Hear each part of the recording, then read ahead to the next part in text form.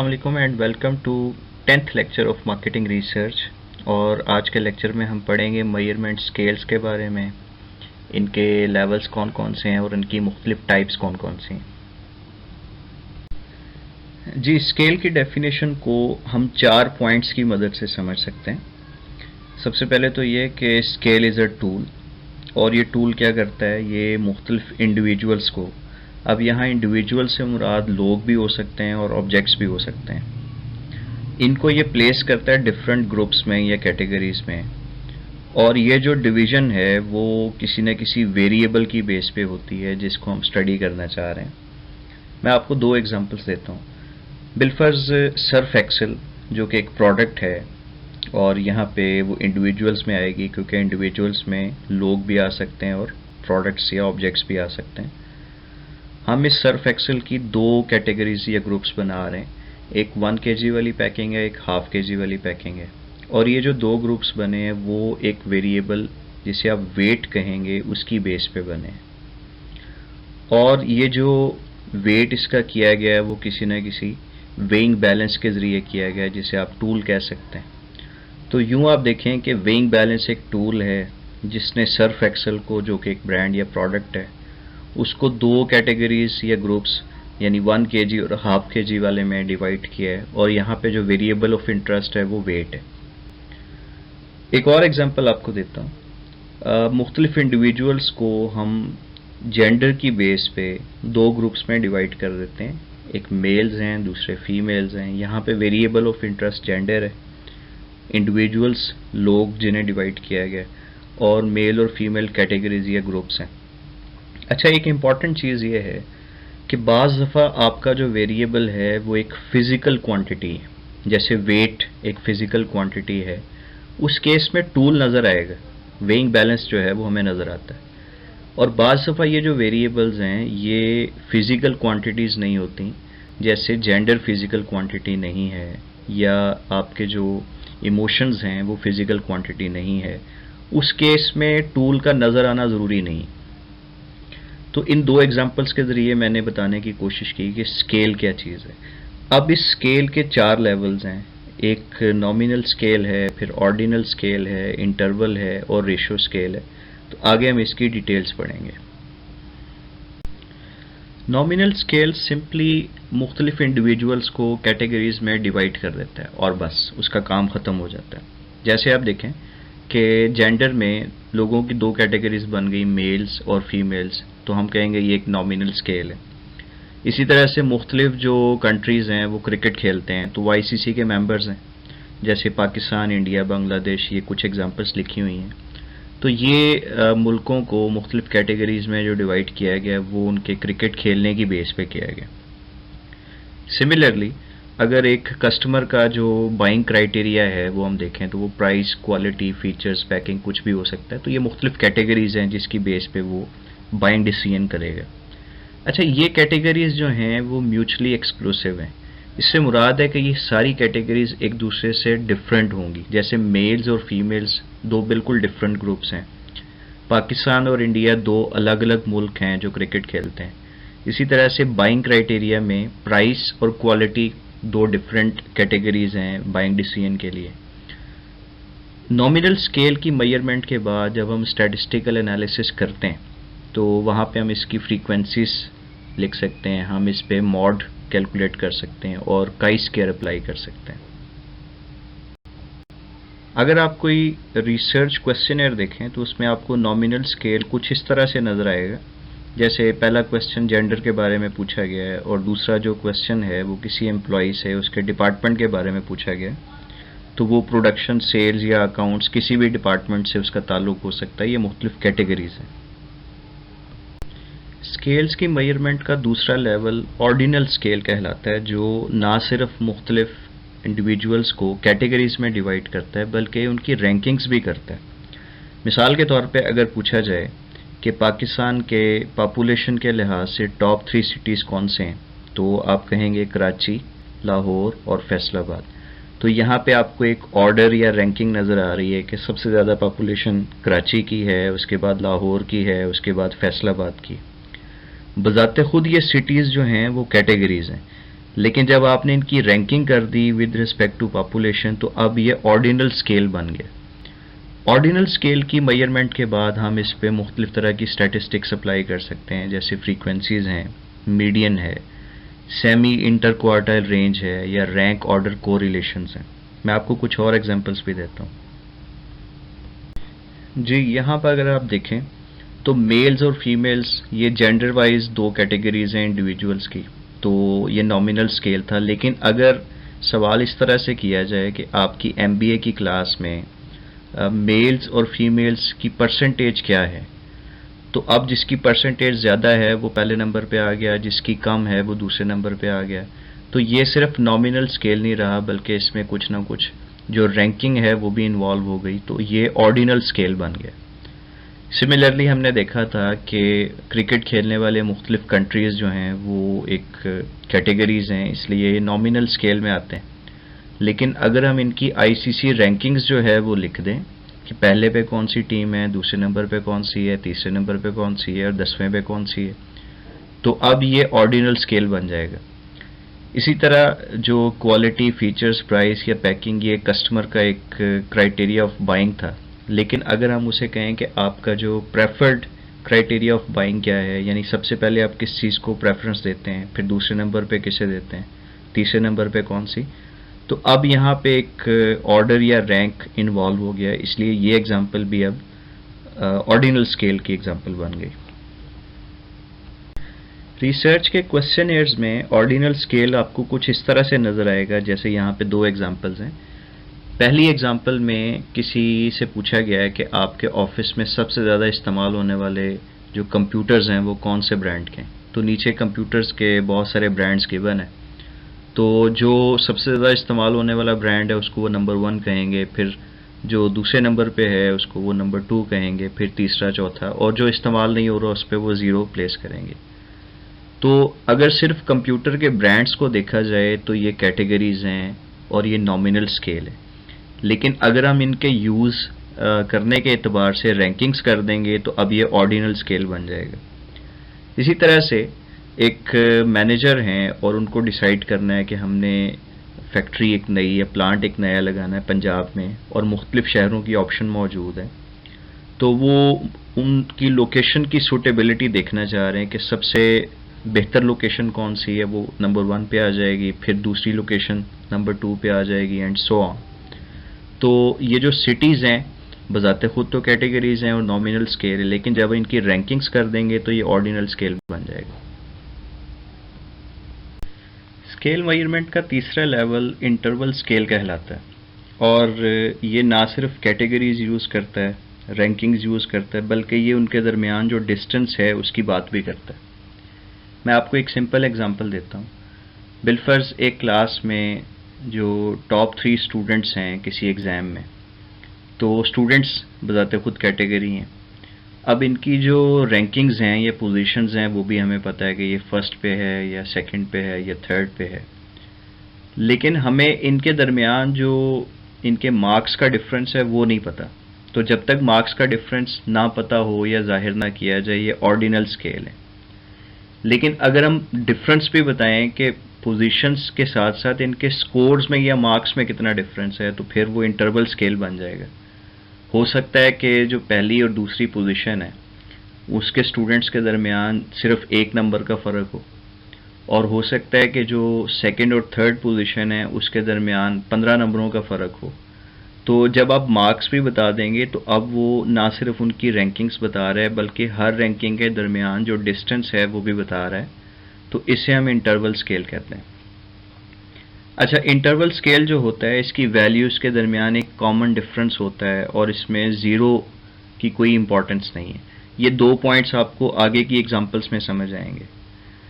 Interval scale को बाज़ दफ़ा हम ऐसे वेरिएबल्स को मेजर करने के लिए इस्तेमाल करते हैं जिनकी नेचर क्वालिटेटिव है। फॉर एग्जांपल कस्टमर सेटिस्फेक्शन, इसकी नेचर क्वालिटेटिव है, लेकिन अगर हमने इसे मेजर करना है या क्वांटिफाई करना है तो उसके लिए हम इंटरवल स्केल यूज़ करेंगे। फिर एक और बड़ा अहम पॉइंट है कि इंटरवल स्केल में हम रेशोज़ अप्लाई नहीं कर सकते। इसकी एग्जांपल भी जब मैं दूंगा तो फिर समझ आएगा इस पॉइंट की। जो स्टैटिस्टिकल एनालिसिस हम इंटरवल स्केल के लिए कर सकते हैं उसमें mean standard deviation, variance, coefficient of variance, T test, यानी ऑलमोस्ट हर तरह के जो टेस्ट हैं वो अप्लाई किए जा सकते हैं। कुछ एग्जांपल्स इसकी हैं, जब आप टेम्परेचर को डिग्री फ़ारेनहाइट में या डिग्री सेंटीग्रेड में मेजर करते हैं तो ये इंटरवल स्केल है। इसी तरह से CGPA या IQ या हैप्पीनेस लेवल, इन तमाम को जब आप मेजर करते हैं तो वो इंटरवल स्केल की मदद से करते हैं। जी, सेम एग्जांपल जो हम पहले भी यूज़ कर रहे हैं कि कस्टमर का जो बाइंग क्राइटेरिया है वो क्या है, तो सबसे पहले हमने इसे यूज़ किया था नॉमिनल स्केल में, जहाँ पे सिर्फ हमने वो कैटेगरीज देखी थी जिनकी बेसिस पे कस्टमर डिसीजन करता है बाइंग का। वो क्वालिटी है, फीचर है, प्राइस है और पैकिंग है। दूसरे मरहले पे हमने कस्टमर से कहा था कि वो इनकी प्रेफरेंस बता दे या रैंकिंग्स बता दे कि सबसे पहले नंबर पे वो किस चीज़ को बेस बनाता है, दूसरे नंबर पे वो किस चीज़ को फोकस करता है बाइंग के लिए, तीसरे नंबर पे, चौथे नंबर पे।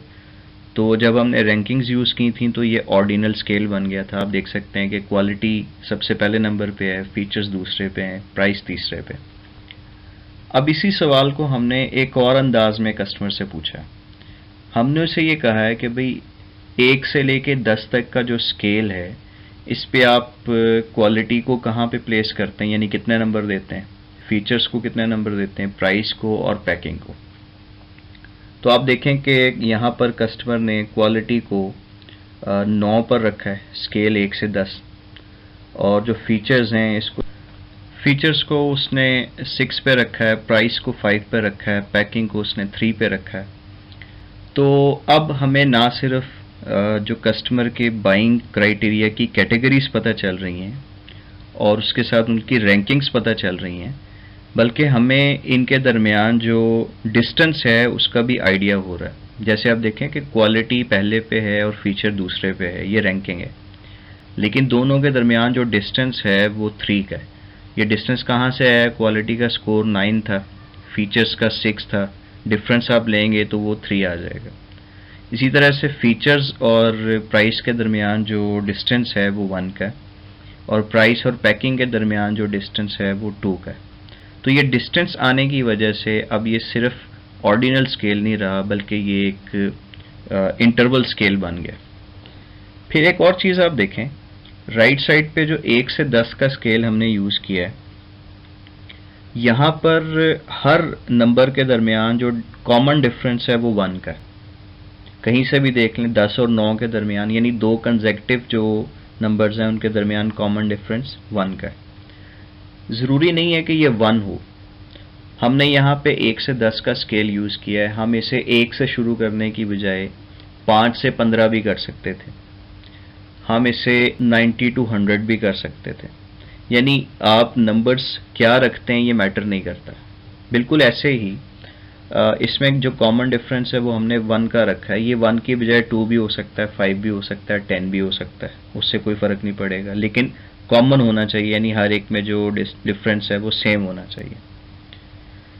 अच्छा, फिर यहाँ पे हमने इसे 1 से स्टार्ट किया है, चूँकि हम इसका स्टार्टिंग पॉइंट बदल सकते हैं। आमतौर पे जो नंबर्स हैं उसका स्टार्टिंग पॉइंट 0 रखा जाता है। हमने इसे 0 से शुरू नहीं किया, ऐसा ज़रूरी भी नहीं है, क्योंकि यहाँ पर 0 इम्पॉर्टेंट नहीं है। अच्छा, एक और जो इसमें पॉइंट मैंने बताया था कि रेशोज़ अप्लाई नहीं हो सकती, ये बड़ा अहम पॉइंट है। देखिए यहाँ पर आप देखें कि जो पैकिंग है उसको कस्टमर ने 3 नंबर दिए हैं, और जो फीचर्स हैं उसके 6 नंबर हैं, और क्वालिटी के 9 नंबर हैं। हम ये तो कह सकते हैं कि क्वालिटी का जो स्कोर है वो पैकिंग की निस्बत ज़्यादा है।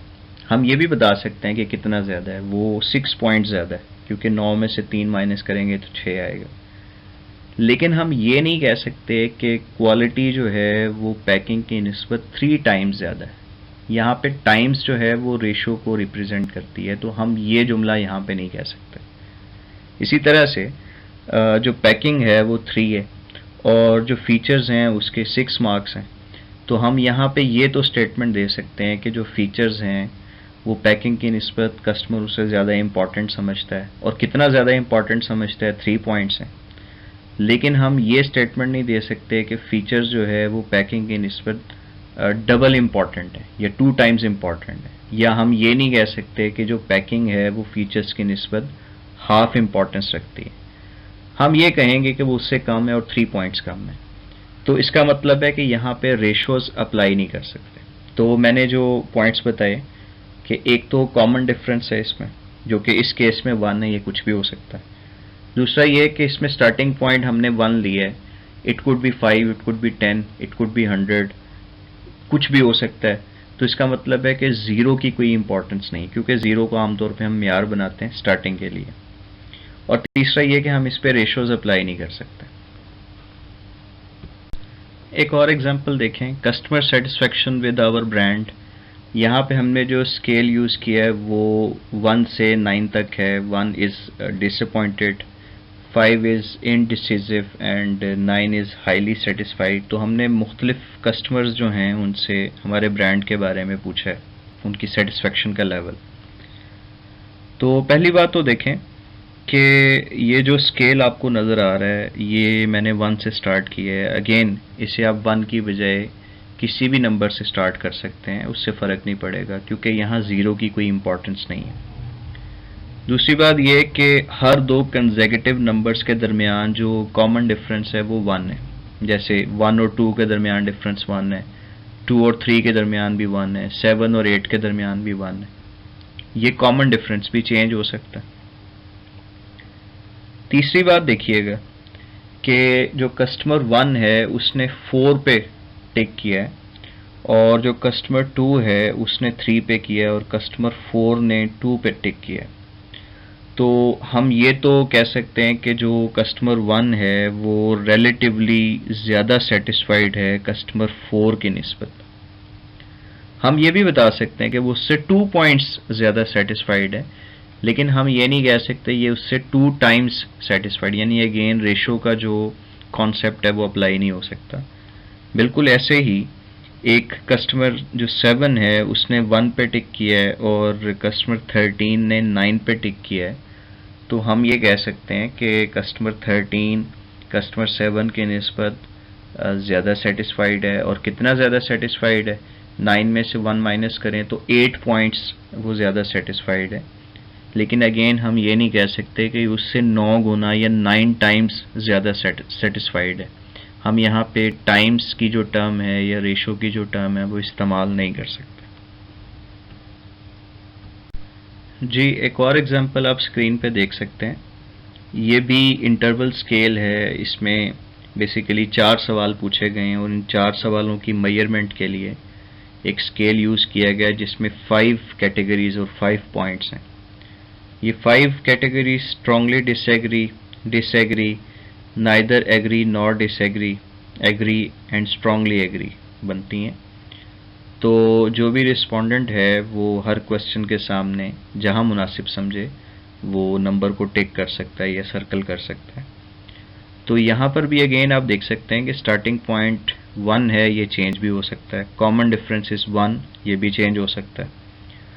और इसमें कोई ज़ीरो की कोई इम्पोर्टेंस नहीं है, इसे हम कहीं से भी शुरू कर सकते हैं। और बिल्कुल ऐसे ही एक रिस्पोंडेंट जो है वो अगर 2 पे टिक करता है और कोई दूसरा रिस्पोंडेंट 4 पे टिक करता है, तो हम ये नहीं कह सकते कि वो उससे 2 टाइम्स ज़्यादा एग्रीड है। हम ये कहेंगे कि वो उसकी निस्बत ज़्यादा एग्रीड है और इतने पॉइंट्स वो ज़्यादा एग्रीड है। तो रेशो इस पे अप्लाई नहीं होगी।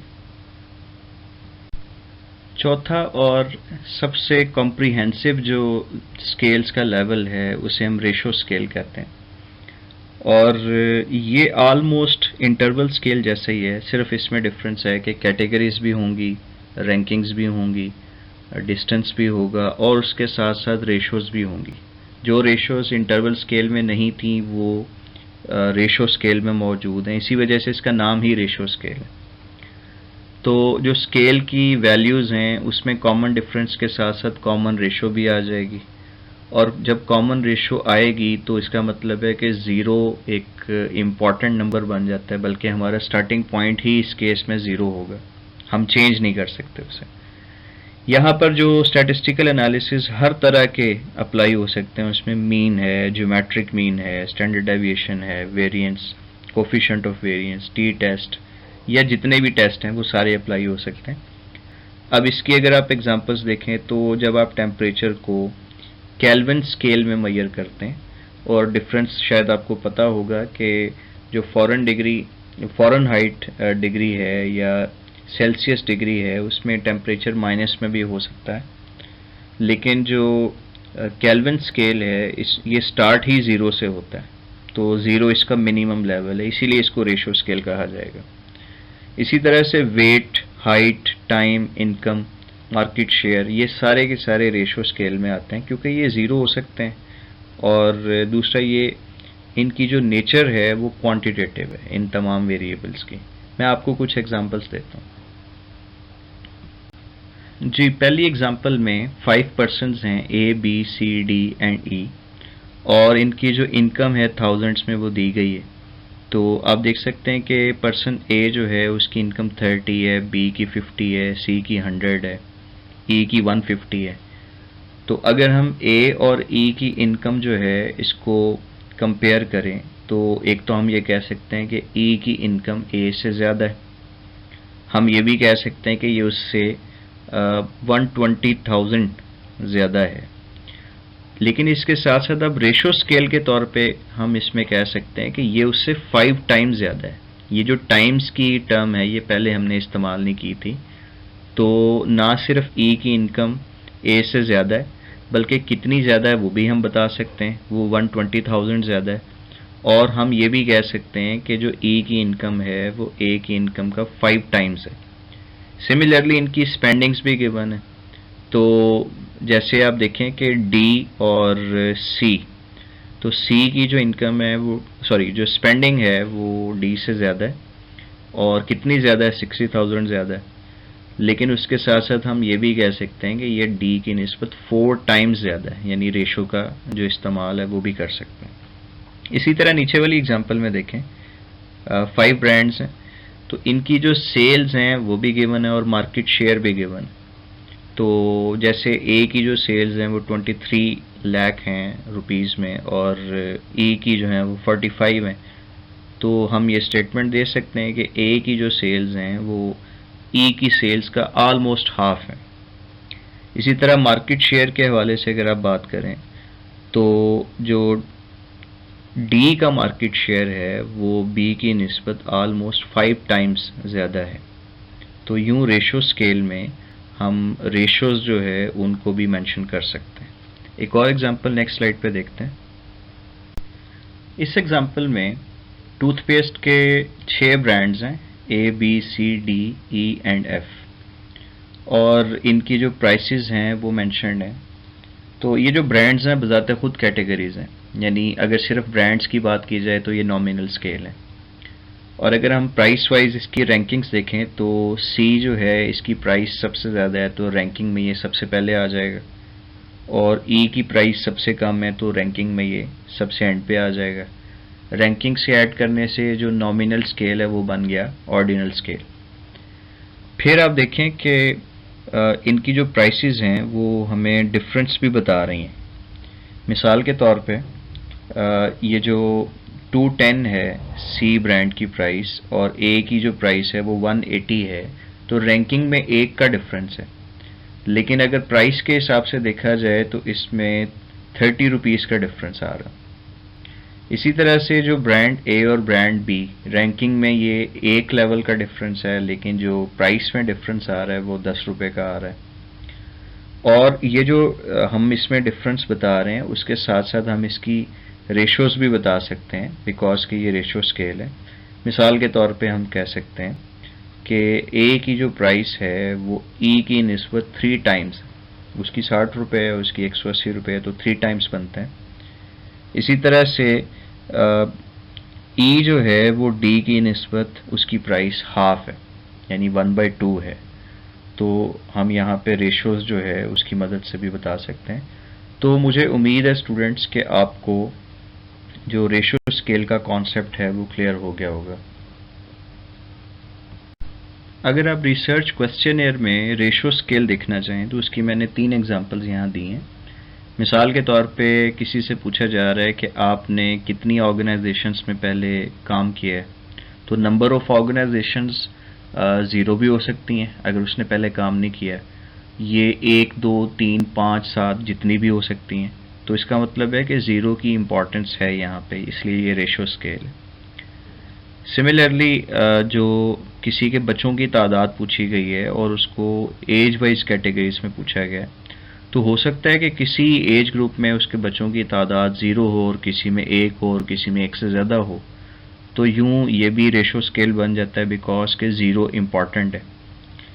सिमिलरली रिटेल स्टोर्स जो है वो जिनको आप ऑपरेट करते हैं उनकी तादाद क्या है, तो ये 0 हो सकते हैं, 1 हो सकते हैं, 6 हो सकते हैं। तो ज़ीरो की इम्पोर्टेंस के साथ साथ यहाँ पे रेशोज़ भी अप्लाई हो सकते हैं। मिसाल के तौर पे एक आदमी ने 2 ऑर्गेनाइजेशंस में काम किया है और एक आदमी ने 4 ऑर्गेनाइजेशंस में काम किया है, तो हम यहाँ ये स्टेटमेंट भी दे सकते हैं कि ए ने बी की निस्बत ज़्यादा ऑर्गेनाइजेशंस में काम किया है, और हम ये भी कह सकते हैं कि उसने उसके निस्बत 2 टाइम्स ऑर्गेनाइजेशंस में काम किया है। तो ये रेशो स्केल आपको रिसर्च क्वेश्चनर्स में इस तरीके से नज़र आएगा। तो लेवल्स ऑफ स्केल्स को समझने के बाद अब हम आते हैं टाइप्स ऑफ स्केल्स की तरफ, और हर टाइप जो है वो किसी न किसी लेवल ऑफ स्केल के ऊपर ज़रूर बेस करेगी। सबसे पहले जो टाइप है बहुत सिंपल है, डाइकोटमस स्केल। डाइकोटमस स्केल जो है वो ऐसे स्केल को कहते हैं जिसकी 2 ही पॉसिबल आंसर्स हो सकते हैं, जैसे यस या नो। यहाँ पे आप एग्जांपल देखें, do you on a car, आप किसी से पूछ रहे हैं तो इसका जवाब या तो वो यस देगा या नो देगा। तो चूंकि यस या नो 2 कैटेगरीज हैं, इसीलिए ये एक नॉमिनल स्केल यानी डाइकोटमस स्केल नॉमिनल स्केल भी है। अच्छा, आपको जो एग्जाम में ट्रू फॉल्स के क्वेश्चंस पूछे जाते हैं वो भी डाइकोटमस स्केल की एक एग्जांपल है। अगर आपकी जो कैटेगरीज हैं वो 2 से बढ़ जाएं तो उसे हम कैटेगरी स्केल कहते हैं, और इसमें हम मल्टीपल आइटम्स को एज कैटेगरीज यूज़ करते हैं। फॉर एग्जांपल अगर पूछा जाए कि आपका रिलीजन क्या है, उसमें मुस्लिम, क्रिश्चियन, हिंदू, सिख या कोई भी दूसरा जो मज़हब है उसकी ऑप्शन है। तो यहाँ कई कैटेगरीज मौजूद हैं, आप उनमें से कोई एक कैटेगरी जो है उसको टिक करेंगे। आपके जो मल्टीपल चॉइस क्वेश्चंस आते हैं एग्जाम में वो भी कैटेगरी स्केल की एक एग्जांपल बनती है। इसके बाद है सिमेंटिक डिफरेंशियल स्केल, और ये स्केल जो है वो बाइपोलर एट्रीब्यूट्स को यूज़ करता है। बाइपोलर एट्रीब्यूट से मुराद ये है कि स्केल की जो 2 साइड्स हैं या 2 एक्सट्रीम्स हैं उस पे हम अपोजिट वर्ड्स जो है वो प्लेस कर देते हैं, जैसे गुड और दूसरी साइड पे बैड आ जाएगा, स्ट्रॉन्ग एंड वीक आ जाएगा, हॉट एंड कोल्ड आ जाएगा, और दरमियान में जो है वो अगेन ऑप्शंस मौजूद होंगी ताकि जो रिस्पोंडेंट है वो जहाँ पे मुनासिब समझे अपना रिस्पॉन्स टिक कर सकता है। तो आमतौर पे मुख्तलिफ जो ब्रांड्स हैं या एडवर्टीजमेंट्स हैं, कस्टमर का क्या एटीट्यूड है उनकी तरफ, इसको मैयर करने के लिए हम इसे यूज़ करते हैं। 3 एग्जांपल्स नीचे मौजूद हैं। मिसाल के तौर पे आपने कोई सवाल पूछा तो उसके 2 एक्सट्रीम्स रिस्पॉन्सिव और दूसरी एक्सट्रीम पे है अनरिस्पॉन्सिव, और दरमियान में आपने डैश लाइंस यूज़ की हैं। अब रिस्पोंडेंट जितना ज़्यादा राइट साइड पे मूव करेगा टिक करते हुए, इसका मतलब है कि उतना ही वो अनरिस्पॉन्सिव बिहेवियर को या एटीट्यूड को शो कर रहा है, और जितना वो लेफ्ट पे जाएगा उतना ही वो रिस्पॉन्सिव को ऑप्ट करने की कोशिश कर रहा है। सिमिलरली ब्यूटीफुल और अगली है या करेजियस एंड टिमिड है, तो कोई भी ऑप्शंस हो सकती हैं। समटाइम्स हम सिमेंटिक डिफरेंशियल स्केल में आसानी पैदा करने के लिए जो डैश लाइंस हैं उनकी जगह पे नंबर्स यूज़ कर लेते हैं, जैसे कि यहाँ आप एग्जांपल में देख सकते हैं। स्केल की एक एक्सट्रीम जो है वो 1 है जहाँ पे एक्सट्रीमली डिसप्लीस्ड लिखा हुआ है, और दूसरी एक्सट्रीम 7 है जहाँ पे एक्सट्रीमली प्लीस्ड लिखा हुआ है। दरमियान में 2, 3, 4, 5, 6 ये भी वैल्यूज़ मौजूद हैं। तो सवाल जो पूछा गया कस्टमर से कि आप हमारे रियल एस्टेट एजेंट के बारे में किस हद तक जो है वो खुश हैं, तो रिस्पोंडेंट 1 से लेकर 7 तक कहीं पे भी टिक कर सकते हैं। ऐसे स्केल को हम न्यूमेरिक स्केल कहते हैं, यानी न्यूमेरिक और सिमेंटिक डिफरेंशियल स्केल में जो डिफरेंस है वो सिर्फ दरमियान वाले नंबर्स का है। अगर हम सिमेंटिक डिफरेंशियल स्केल में दरमियान में नंबर्स के साथ साथ कुछ एंकर्स या कैटेगरीज भी ऐड कर दें तो ये आइटमाइज्ड रेटिंग स्केल बन जाता है। जैसे कि आप यहाँ एग्जांपल में देख सकते हैं कि वेरी अनलाइकली और वेरी लाइकली ये दो एक्सट्रीम्स हैं। अगर सिर्फ ये दो एक्सट्रीम्स होती हैं तो ये सिमेंटिक डिफरेंशियल स्केल था। इसके साथ 1, 2, 3, 4, 5 ये नंबर्स यूज़ कर लिए जाते तो ये न्यूमेरिक स्केल बन जाता है। लेकिन इन नंबर्स के साथ साथ जो दरमियान वाली कैटेगरीज हैं जैसे अनलाइकली है, नाइदर अनलाइकली नॉर लाइकली और लाइकली, ये एंकर्स या कैटेगरीज भी इस्तेमाल की गई हैं तो इससे ये आइटमाइज रेटिंग स्केल बन गया और ये एक इंटरवल स्केल की टाइप है। जब आप रिस्पोंडेंट से सवाल करेंगे तो इन 5 ऑप्शंस में से किसी एक ऑप्शन को टिक करेंगे। स्लाइड पे जो एग्जांपल आपको नज़र आ रही है ये भी एक आइटमाइज्ड रेटिंग स्केल है जिसमें 4 कैटेगरीज हैं, not at all interested, somewhat interested, moderately interested और वेरी मच इंटरेस्टेड। और आप देख सकते हैं कि यहाँ पे कोई न्यूट्रल पोजीशन नहीं है दरमियान में, तो ऐसे स्केल को हम अनबैलेंस्ड रेटिंग स्केल कहते हैं। यानी आइटमाइज रेटिंग स्केल भी है, ये इंटरवल स्केल भी है और उसके साथ साथ ये एक अनबैलेंस्ड रेटिंग स्केल भी है। Next type is Likert scale, जो बिजनेस या मार्केटिंग रिसर्च में गालिबन सबसे ज़्यादा इस्तेमाल होने वाला स्केल है और इसमें हम मुख्तलिफ जो स्टेटमेंट्स हैं या क्वेश्चंस हैं उसमें रिस्पोंडेंट से उनके एग्रीमेंट या डिसएग्रीमेंट के बारे में पूछते हैं। तो आमतौर पे 5 पॉइंट लिकेट स्केल यूज़ किया जाता है, लेकिन ये 7, 9, 11 या इवन इससे ज़्यादा भी हो सकता है और बाय नेचर ये एक इंटरवल स्केल है। जैसे आप देखें स्केल है स्ट्रांगली डिसएग्री, इसे हमने 1 कहा, डिसएग्री को 2 कह दिया, नाइदर डिसएग्री नॉर एग्री इसे हमने 3 कह दिया, एग्री इसको हमने 4 कह दिया और स्ट्रांगली एग्री को हम 5 कह रहे हैं। तो नीचे जो सवाल पूछे गए हैं रिस्पोंडेंट्स इन 5 ऑप्शंस में से कोई भी ऑप्शन सेलेक्ट कर सकता। समटाइम्स हमारा मकसद किसी स्केल में एटीट्यूड की इंटेंसिटी के साथ साथ उसकी डायरेक्शन को मेजर करना भी होता है। अब ये जो इंटेंसिटी है वो तो हमें स्केल के नंबर से पता चलेगी और जो डायरेक्शन है उसका ताल्लुक पॉजिटिव या नेगेटिव साइन के साथ है। यहाँ पर आप एग्जांपल्स देख सकते हैं, जैसे आखिरी जो है वो इंटरपर्सनल स्किल्स के बारे में पूछा गया किसी की, तो इसमें जो स्केल है उसकी रेंज -3 से +3 के दरमियान है, -3, -2, -1, उसके बाद +1, +2 और +3। तो पहली बात तो ये कि अगर कोई रिस्पोंडेंट किसी की इंटरपर्सनल स्किल्स के बारे में एवेल्युएशन दे रहा है और वो पॉजिटिव में दे रहा है तो वो एक स्ट्रेंथ बन जाएगी और अगर वो नेगेटिव दे रहा है तो वो एक वीकनेस बन जाएगी। फिर उसकी इंटेंसिटी भी देखी जाएगी कि अगर किसी एक को +1 में जो है वो ग्रेडिंग मिली और किसी को +3 में मिली तो जिसकी +3 में है उसकी स्ट्रेंथ ज़्यादा बेहतर है। इसी तरह से अगर इंटरपर्सनल स्किल्स में वीकनेस जो है वो शो की जा रही है तो एक पर्सन की वीकनेस के लिए -1 को टिक किया गया और एक के लिए -2 को टिक किया गया, तो -1 वाला जो है उसकी वीकनेस कम है बनिस्बत -2 वाले के। तो यूं स्टेपल स्केल की मदद से हम एटीट्यूड की इंटेंसिटी भी शो कर सकते हैं और हम उसकी डायरेक्शन के बारे में भी बता सकते हैं। Next type is graphic rating scale और ये एक ऑर्डिनल स्केल है बाय नेचर। ये मुख्तलिफ कैटेगरीज को एक सर्टन ऑर्डर में यूज़ करता है। जैसे आप कस्टमर से अपने जो सर्विसेज का सेटिस्फेक्शन लेवल है वो पूछना चाह रहे हैं और आपने 5 जो कैटेगरीज हैं वो दे दी, वेरी सेटिस्फाइड से लेके वेरी डिससेटिस्फाइड तक, तो ये ग्राफिक रेटिंग स्केल की एक एग्जांपल बन जाएगी। 2 और एग्जांपल्स देखिएगा। जैसे आप किसी से उसका जो एज ग्रुप है वो पूछना चाह रहे हैं तो लेस देन 20 ईयर्स एक कैटेगरी है, फिर 20 to 24 ईयर्स, 25 to 29 ईयर्स और लास्ट जो है वो 30 ईयर्स एंड अबव। तो रिस्पोंडेंट जो है वो इनमें से किसी एक कैटेगरी को ऑप्ट करेगा। अब ये कैटेगरीज हैं और एक ख़ास सीक्वेंस या ऑर्डर में लिखी गई हैं, इसलिए ये एक ग्राफिक रेटिंग स्केल भी है और ऑर्डिनल स्केल भी है। समटाइम्स हम कैटेगरीज की बजाय जो फेस स्केल्स हैं वो यूज़ करते हैं, और रेस्टोरेंट्स में आमतौर पे ये बहुत ज़्यादा इस्तेमाल होता है। आप देख सकते हैं कि 3 तरह के स्केल्स हैं, एक हैप्पी है, एक न्यूट्रल है और एक डिसअपॉइंटिंग फेस है। तो एक रेस्टोरेंट जो है वो अपने कस्टमर से food taste, food quality, service, variety और एनवायरनमेंट के बारे में पूछ रहे हैं।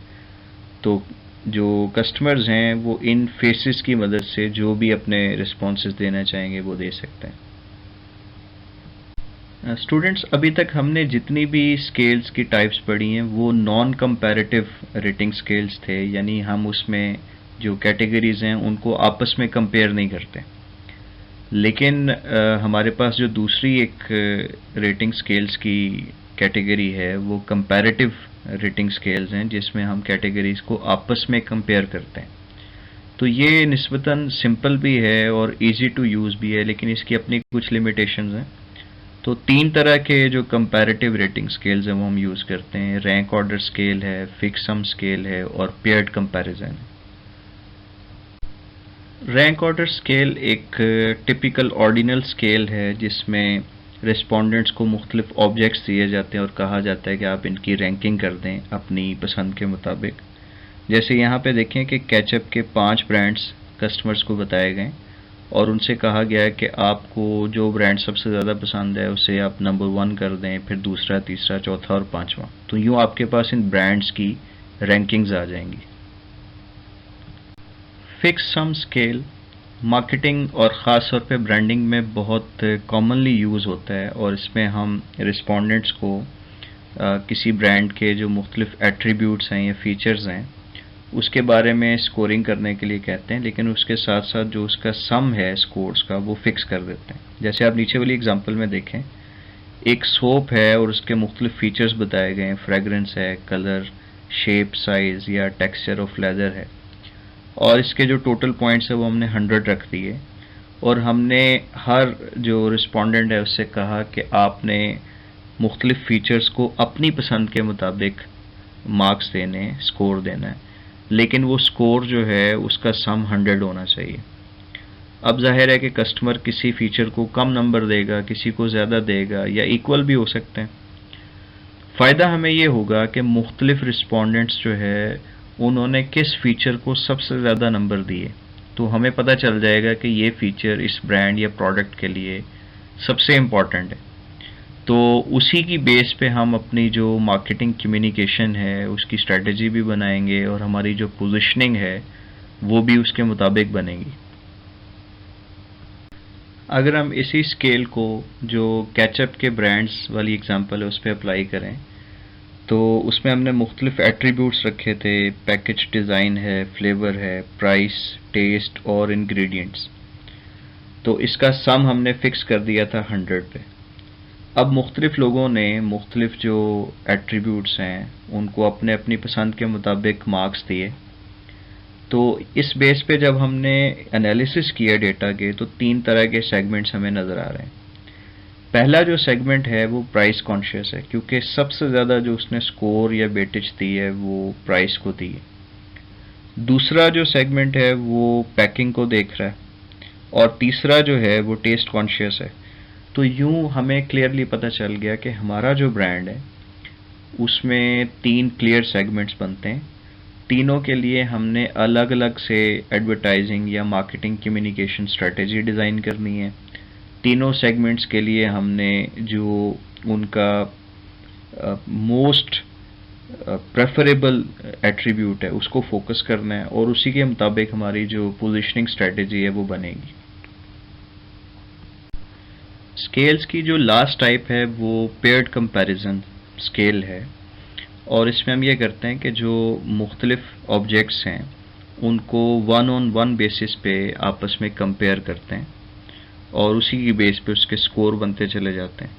तो अगर हम पेयर्ड कंपैरिजन स्केल की एग्जांपल को केचप ब्रांड्स के ऊपर अप्लाई करें, तो आपको याद होगा कि 5 ब्रांड्स थे, नेशनल, शंग्रीला, कनोर, मिचेल्स और बेक पार्लर। एक हमने मैट्रिक्स बना ली है, और इसमें हर केचप के ब्रांड को हर दूसरे ब्रांड के साथ हम कंपेयर करेंगे। जैसे अगर फर्स्ट रो में देखें तो नेशनल और नेशनल का तो आपस में कंपैरिजन नहीं हो सकता। अच्छा, यहाँ पे जो 1 है उससे मुराद है कि जो रो में ब्रांड लिखा हुआ वो प्रेफर्ड है, और 0 से मुराद है कि जो कॉलम में लिखा हुआ वो प्रेफर्ड है। तो नेशनल और शंग्रीला का जब कंपैरिजन किया किसी रिस्पोंडेंट ने तो उसने 1 लिखा। 1 से मुराद है कि नेशनल को वो शंग्रीला से बेहतर समझ रहा।